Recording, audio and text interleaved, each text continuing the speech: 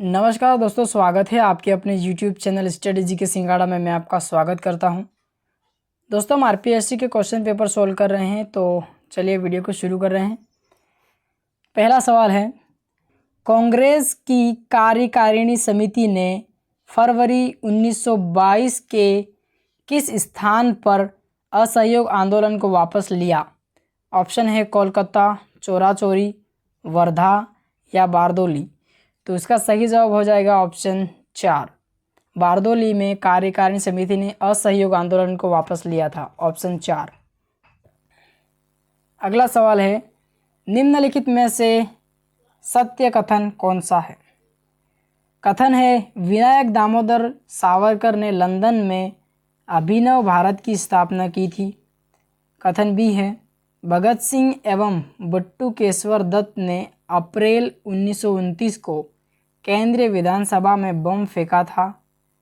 कथन सी है, 23 दिसंबर 1912 को भारत के गवर्नर जनरल लॉर्ड हार्डिंग के जुलूस पर बम फेंकने की योजना चंद्रशेखर आज़ाद ने बनाई थी। तो इसका सही जवाब हो जाएगा ऑप्शन 2, कथन ए सत्य है और कथन बी सत्य है, कथन सी असत्य है, ऑप्शन 2। अगला सवाल है, 1857 के विद्रोह के दौरान ईस्ट इंडिया कंपनी के राजनीतिक एजेंट साइमन फ्रेजर की हत्या विद्रोही सैनिकों द्वारा की गई। उस समय वे राजनीतिक एजेंट के रूप में किस स्थान पर तैनात थे? ऑप्शन है मेरठ, कानपुर, बरेली या दिल्ली। तो इसका सही जवाब होगा ऑप्शन 2, दिल्ली में।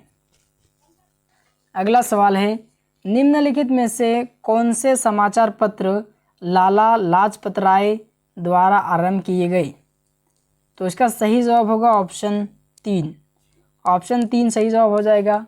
ए पंजाबी, वंदे मातरम और दी पीपल, ये तीनों पत्रिकाएं लाला लाजपत राय द्वारा आरंभ की गई थी, ऑप्शन 3। अगला सवाल है, निम्नलिखित कथनों में से सही कथन है? कथन फर्स्ट है, मौलाना आज़ाद की अध्यक्षता में 1919 में दिल्ली में अखिल भारतीय खिलाफत सम्मेलन हुआ था। कथन बी है, महात्मा गांधी ने मई 1942 में हरिजन समाचार पत्र में लिखा कि भारत को भगवान के भरोसे छोड़ दो। कथन सी है, वल्लभ भाई पटेल 1939 में कांग्रेस द्वारा नियोजित राष्ट्रीय योजना समिति के अध्यक्ष थे। कथन डी है, 1936 में फैजपुर कांग्रेस अधिवेशन की जवाहरलाल नेहरू ने अध्यक्षता की थी। तो इसका सही जवाब हो जाएगा ऑप्शन 3। ऑप्शन 3 सही जवाब हो जाएगा। कथन बी और कथन डी सत्य है, कथन ए और सी असत्य है, ऑप्शन 3। अगला सवाल है, ग्वालियर प्रशस्ति में राजा की नारायण की उपाधि मल्लेच्छों का दमन करने की घोतक मानी गई है। ऑप्शन है वत्सराज, रज्जिल, नरभट्ट या नागभट्ट। तो इसका सही जवाब हो जाएगा ऑप्शन 3, नागभट्ट।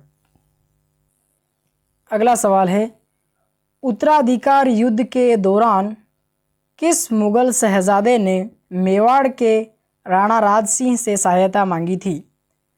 ऑप्शन है औरंगजेब, दारा शिको, मुराद या शुजा।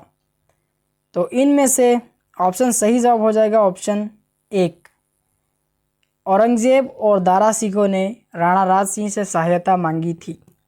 एनईपी 2020 के अनुसार सामाजिक आर्थिक रूप से वंचित छात्रों की अधिक संख्या वाले क्षेत्रों के विद्यालयों में छात्र शिक्षक अनुपात कितना सुनिश्चित किया गया है, यानी पीटीआर कितना सुनिश्चित किया गया है? तो इसका सही जवाब होगा ऑप्शन 2, 25:1। ऑप्शन 2 सही जवाब हो जाएगा। अगला सवाल है, निम्नलिखित में से कौन सा कथन आरटीआई अधिनियम 2009 के अंतर्गत कक्षा 6 से 8 के लिए प्रतिमान एवं मानकों के संबंध में असत्य है।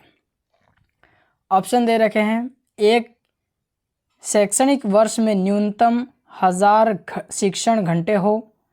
दूसरा है प्रत्येक विद्यालय में एक पुस्तकालय और एक प्रयोगशाला होना अनिवार्य है।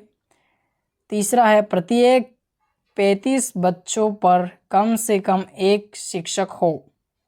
चौथा है प्रत्येक सप्ताह शिक्षक के लिए न्यूनतम 45 कार्य घंटे हो। तो इसका असत्य कथन हो जाएगा 2। ऑप्शन 2 है वो हो जाएगा असत्य कथन। अगला सवाल है, RSCERT के आंकलन प्रकोष्ठ यानी असेसमेंट सेल के संबंध में निम्नलिखित में से कौन सा उसके उद्देश्यों से संबंधित नहीं है। ऑप्शन है कक्षा कक्ष अनुदेशन में सुधार करना। सेकंड है आकलन पर प्रशासकों की क्षमता बढ़ाना। थर्ड है गुणवत्तापूर्ण व मानकीकृत आकलन में गेम चेंजर के रूप में कार्य करना। चौथा है गुणवत्ता सुधारने में नियमित डेटा प्रदान करने में सहायता करना। तो असेसमेंट सेल के उद्देश्यों में से एक नहीं है, वो है ऑप्शन 2। ऑप्शन 2 सही जवाब हो जाएगा। आकलन पर प्रशासकों की क्षमता बढ़ाना, ये इनका उद्देश्य नहीं है, ऑप्शन 2। तो आई होप ये वीडियो आपको पसंद आया होगा। Thanks for watching this video.